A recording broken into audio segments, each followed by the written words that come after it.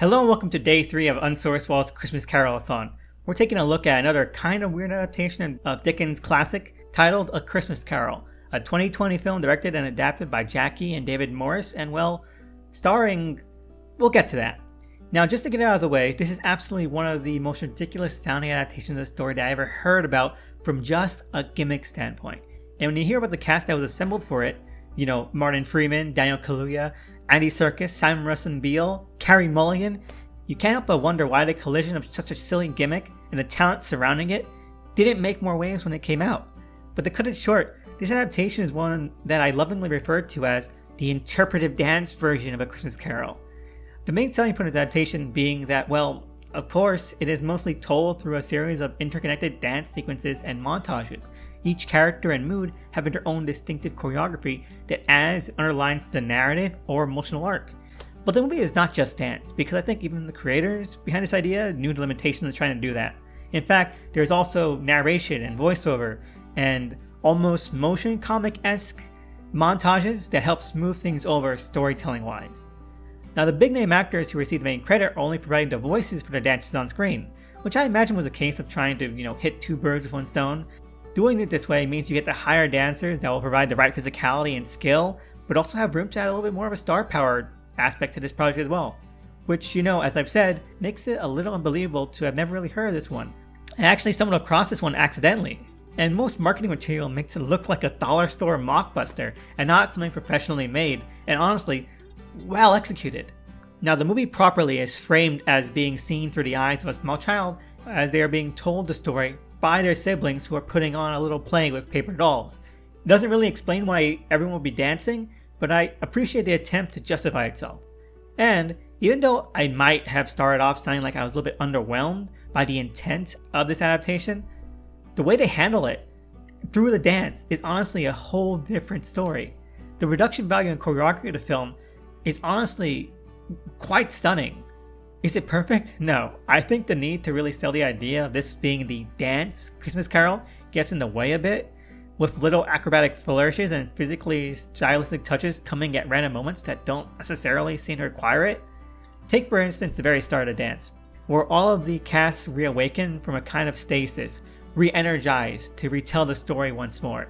It's very well interestingly done. The dancers make their movements and body language so believably as though they're winding back up, being placed back in position.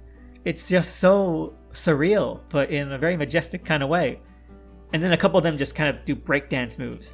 And that just throws the vibe off a little bit. It's a little bit humorous in a way I don't think is intentional. Or how about when we meet Scrooge's nephew Fred, and all he does is continually twirl around the room every time we cut back to him, just twirling, even though previous scenes established that when a character is talking, they don't necessarily need to be dancing all the time, but he just twirls. And yes, I know, it's the dancing Christmas Carol, so there has to be dancing, but moments like this make the implementation just seem a bit more awkward than it usually is throughout the film.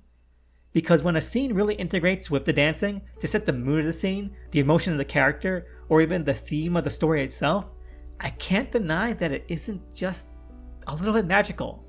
In fact, I think it leads to the film having some of the better sequences of these familiar plot beats that I've ever seen. Especially when it comes to the Fezziwig party, having these dancers and these choreographers being able to sort of sync everything up together in terms of how, these bodies are placed and how everyone's moving, while also spotlighting, Scrooge and his ex-girlfriend, I think comes together really well. And make it probably one of the most visually interesting and visually engaging versions of the Fezziwig sequence. The sets also really do aid with this effect. The layouts, the way they're blocked, framed, and lit, it's all inspired. While it's clear that they're very sparse sets, they're shot in such a way that only accentuates how the dancers move around them, leading your eye away from the negative space. The set's now coming off as more of a stylistic touch than anything truly necessary. You could have done without the sets and the effect still would have been the same. The sets are just perfunctory. And it's really well done when, that sense of motion and just being engaged with what the dance is showing us is honestly, when it hits, it hits. But let's talk about the big elephant in the room. Celebrities cast as voice actors. And well, obviously they're all fantastic. Simon Russell Beale. Martin Freeman is Bob Cratchit, which is just the most obvious casting decision you could ever think of. Daniel Kaluuya as the Ghost of Christmas Present, and even Andy Serkis as Jacob Marley just brings that gruff, rough voice to the role that just seems pitch perfect. And all these other character actors. It's an absolutely stacked cast, and they really give it their all. It's actually pretty weird that despite the eccentricities that the dancing can provide, the editing really does a great job making all these aspects, the dancing, the choreography, and the voice acting, feel like one seamless performance, something that's more unique than the sum of its parts. Now, the really interesting about this is that the fact that you can get narration and voiceover means that you could just put this on in the background and actually listen to it side by side as a big audiobook. And I think that's the beauty of it. Out of all the carols I've seen this year, which are a lot, as you will see as we go on through this week and a half, this is probably the one that feels most like reading the book. From the warmth and substantial look of the film itself to, using the actual text. And as you can see, I haven't really talked about the story that much, because it is a story you remember. As classic as you can get, beat for beat, plot for plot, it's just done in this oddly, awkwardly, charming, and heartwarming way. Just to have this intent, just to have this idea, and try to pull it off in the best way you can. And it's such a weird, silly idea, doing an interpretive dance version of A Christmas Carol. And I can't help but just be really glad that they were able to do it in a way that was both sensible and yet majestic.